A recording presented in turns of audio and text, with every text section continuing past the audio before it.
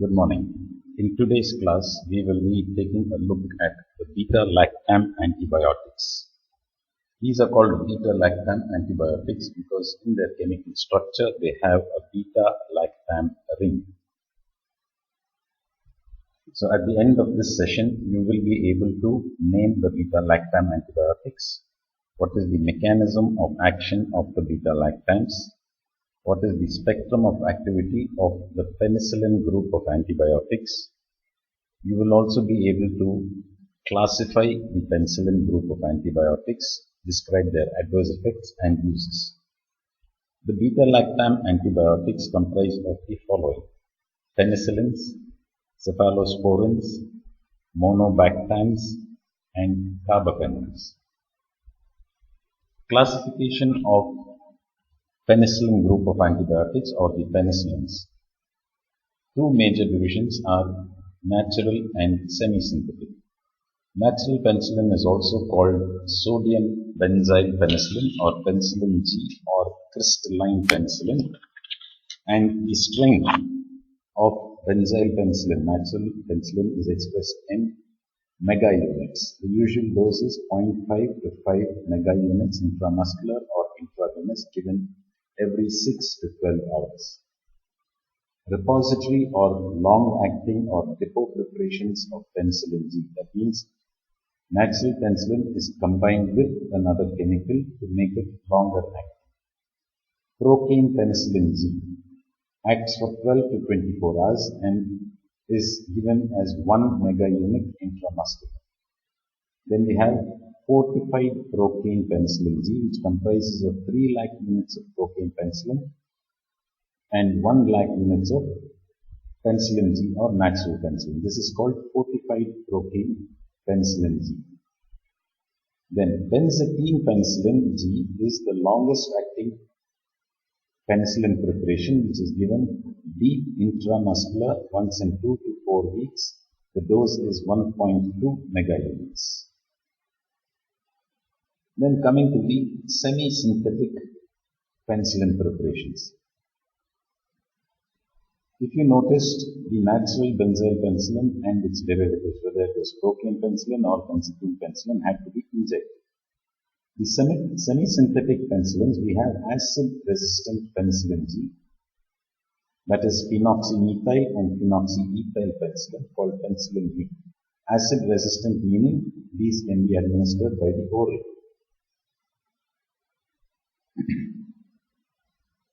Acid-resistant penicillin G and natural penicillin are susceptible to break down by or inactivation by bacterial penicillinase.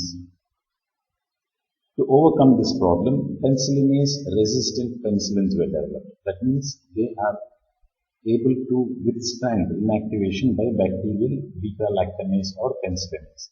Now this group includes oxacillin, cloxacillin, dicloxacillin, flucloxacillin, naticillin and methicillin.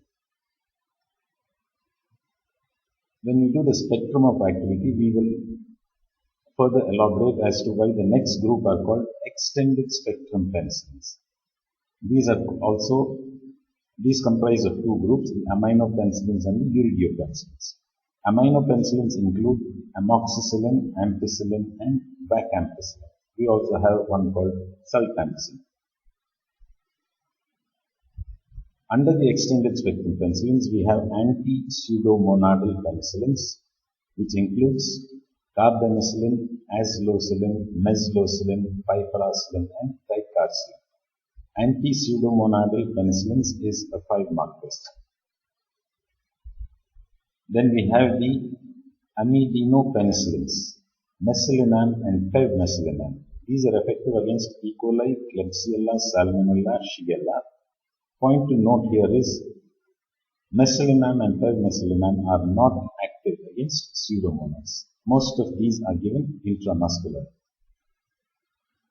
Now, to overcome the problem of beta-lactamase producing bacteria, the penicillinase susceptible penicillins, whether it is extended spectrum or amino spectrum, aminopenicillin can be combined with beta-lactamase inhibitors like clavulanic acid, sulbactam and tazobactam.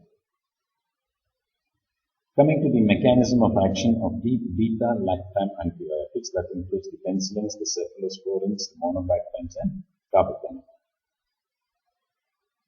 Penicillins bind to bacterial penicillin binding protein, that is PBP. By doing this, penicillins inhibit the bacterial transpeptidase and carboxypeptidase enzymes, which are involved in cross-linking of NAM and NAG. These are the basic building blocks of the bacterial cell wall. Because of this, peptidoglycan synthesis is inhibited. Now, peptidoglycan, as you know, is a major component of the bacterial cell wall. So, bacterial cell wall synthesis is inhibited. In addition, penicillins also inhibit the bacterial autolysin inhibitor. What this means is, there is an autolysin present within the bacteria which breaks down the bacterial cell wall. This doesn't usually happen because the bacteria has an inhibitor which inhibits autolysin.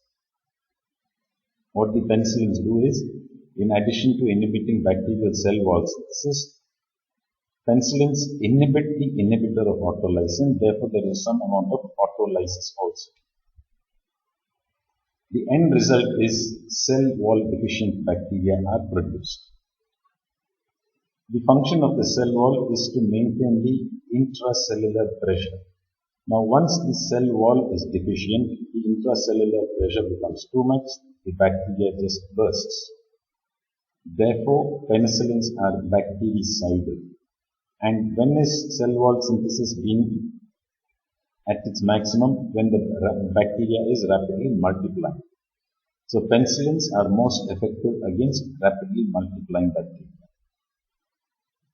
A point to note here is penicillins or the beta-lactams are ineffective against mycoplasma because mycoplasma is one of the few bacteria which does not have a cell wall. Now, coming to the antibacterial spectrum of the penicillins in general, we will start with natural penicillin, also called penicillin G. Penicillin G or natural penicillin is narrow spectrum. It is effective against the following organisms. Effective against cocci like streptococci, except the enterococci range. Effective against Neisseria gonorrhoeae and Neisseria meningitis.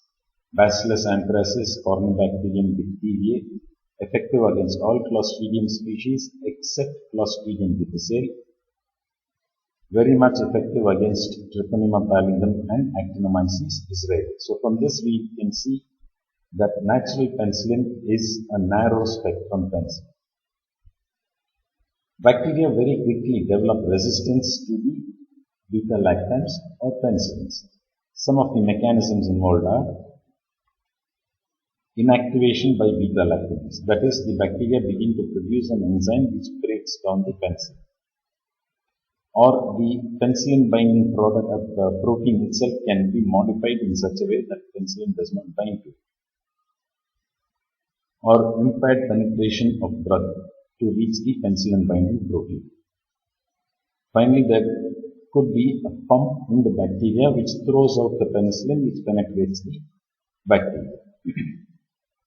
Coming to the uses of penicillin G or natural penicillin. Once we know the spectrum of activity, we should be able to describe the uses. So we need to know the organism against which it is effective and what are the disease conditions caused by those organisms. Streptococcal infections like subacute bacterial endocarditis, pneumococcal infections. We need to name some pneumococci and the infections they cause. Meningococcal infections, name the meningococcal infections. Neisseria gonorrhoeae, which causes gonorrhea. Treponema pallidum, which causes syphilis. Clostridium diphtheriae, which causes diphtheria, tetanus, and gas gangrene. These are clostridial infections. So, to integrate what you learn in microbiology and pharmacology, you need to make a list of the gram-positive organisms, gram-negative organisms, aerobes, and anaerobes. And for each of those organisms, you name the conditions which are caused by those microorganisms. Bacillus anthracis, which causes anthrax. Actinomyces israelii, which causes actinomycetes, rat bite fever. Penicillin G is also prophylactically used in rheumatic fever, bacterial endocarditis, gonorrhea, syphilis, agranulocytosis, and to prevent surgical infections.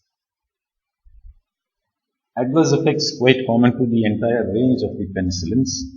Most important are the allergic reactions. Hypersensitivity reaction in the form of skin rash to very severe anaphylactic shock. Anaphylactic shock is one of the most dreaded adverse effects of the penicillins. So how does one treat anaphylactic shock? This is a 3-mark question. It can be a part of the main question and also is frequently asked in the Viva question.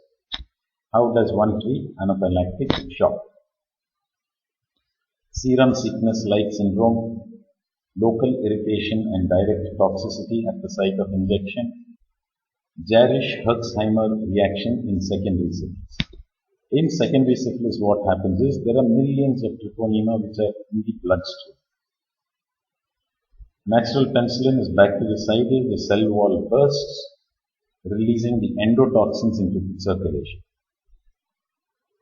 On oral administration, the penicillins can cause nausea, vomiting, diarrhea, and superinfection because it can alter the normal gastrointestinal microflora.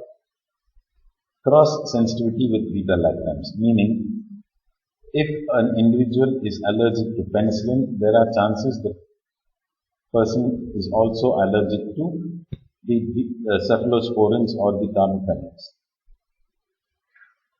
Before administering penicillin, especially the injectable penicillin, it is absolutely mandatory to conduct a test, administer a test dose, which can be done in the form of a scratch test or by administering 10,000 units per ml of benzyl penicillin by the intradermal route,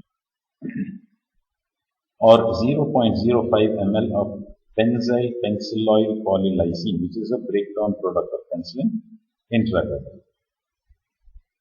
The disadvantages of benzyl penicillin or penicillin G. It is not orally effective because it is destroyed by gastric acid. Highly susceptible to penicillinase, therefore not effective against penicillinase producing bacteria. Like we mentioned earlier, it has a narrow spectrum of activity. Since it has to be injected, hypersensitivity reactions in the form of minor skin rash or very severe anaphylaxis. Topical preparations are highly sensitizing, therefore they are banned except for the treatment of ophthalmia neonatorum. Now for your homework or assignment, I want you to find out what is the positive organism of ophthalmia neonatorum and also write down its treatment. Coming to the semi-synthetic penicillins, that is, penicillin G is produced and later in the laboratory chemically modified to produce semi-synthetic penicillins. We said earlier natural penicillin or penicillin G is acid labile, that is, it is destroyed by gastric acid. This problem is overcome by the acid-resistant penicillins, namely phenoxymethyl and phenoxyethyl penicillin. So some of the differences between natural penicillin and acid-resistant. First one obviously is acid resistance. These drugs are acid stable. They are not destroyed by gastric acid and can be given orally. And they are active against Neisseria. Used in streptococcal pharyngitis, sinusitis and otitis media. Now both the acid-resistant penicillins and natural penicillin are penicillinase susceptible. So the next stage in the development of the penicillins was to produce penicillinase-resistant penicillins. So they have a side chain that protects the beta-lactam ring against penicillinase, and these are orally active. Which are the examples under the penicillinase-resistant penicillins included? Amoxicillin, cloxacillin, dicloxacillin, flucloxacillin, and naticillin. Please make a note here, naticillin is excreted in bile. Coming to the uses of the penicillinase resistant penicillins, obviously they are useful in organisms which produce penicillinase. Given in the dose of 250 to 500 milligrams per oral 4 times a day, or 250 to 1 gram, 250 milligram to 1 milligram intramuscular or intravenous, and have emerged as the drug of choice for penicillinase producing staphylococcal infections. Methicillin is a penicillinase resistant penicillin, but is not used clinically because it causes reversible interstitial nephritis, albuminuria, and hematuria.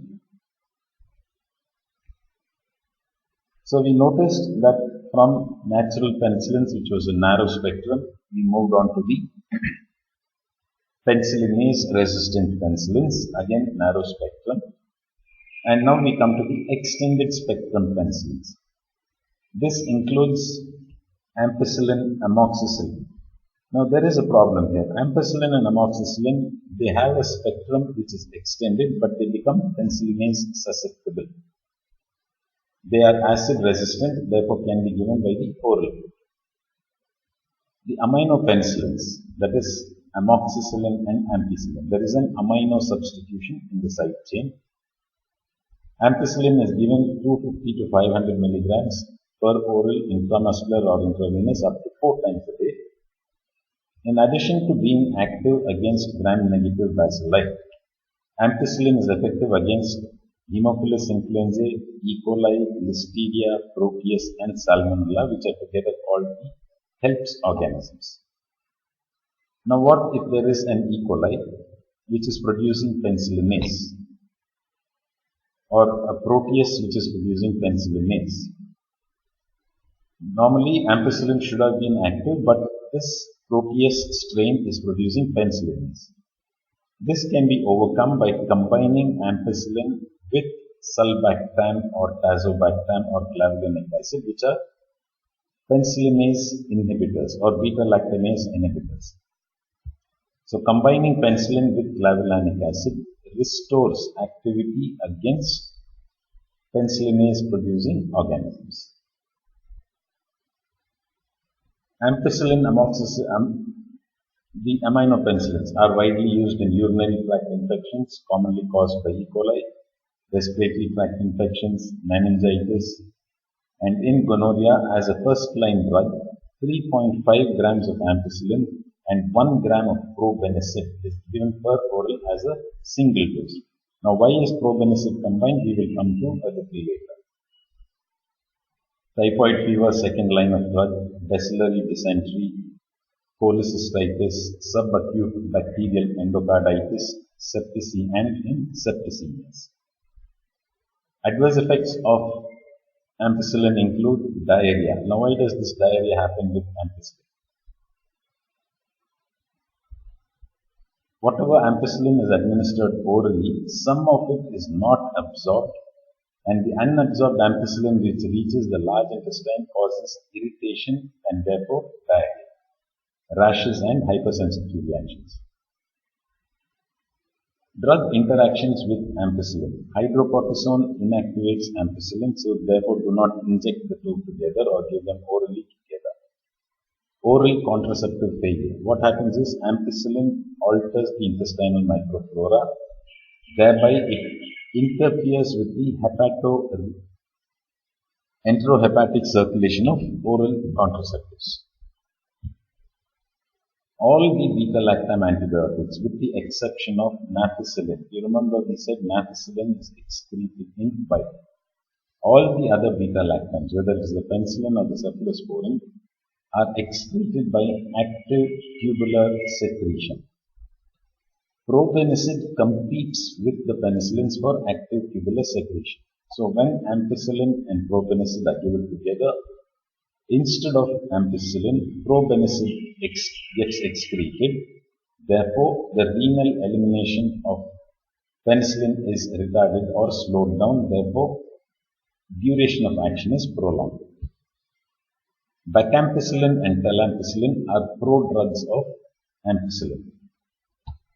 Sultampicillin is a combination of sulbactam, a beta-lactamase inhibitor, with ampicillin.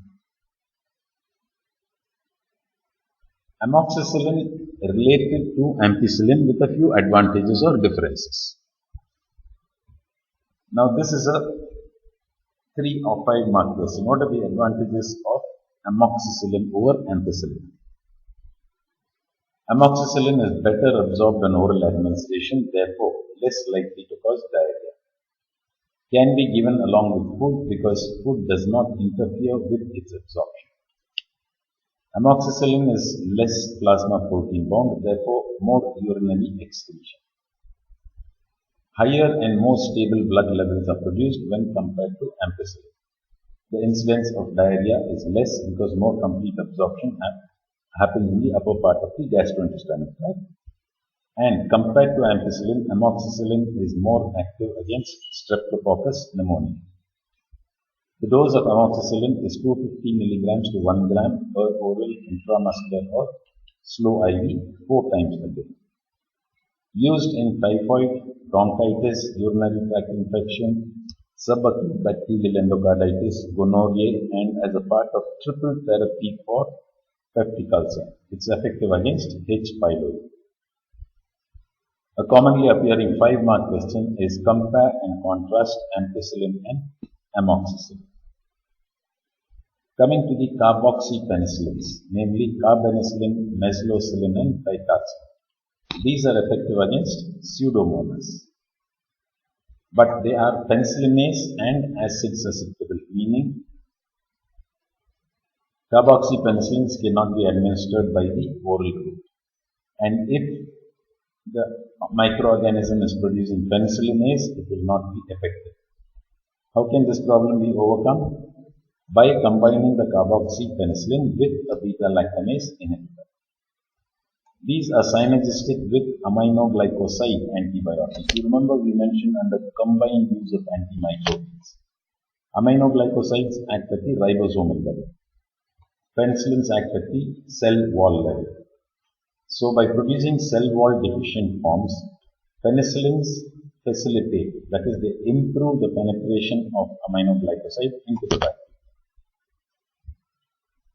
Carboxy penicillins are active against Pseudomonas aeruginosa and indole-positive protease. These are used in burns, urinary tract infections, and septicemia.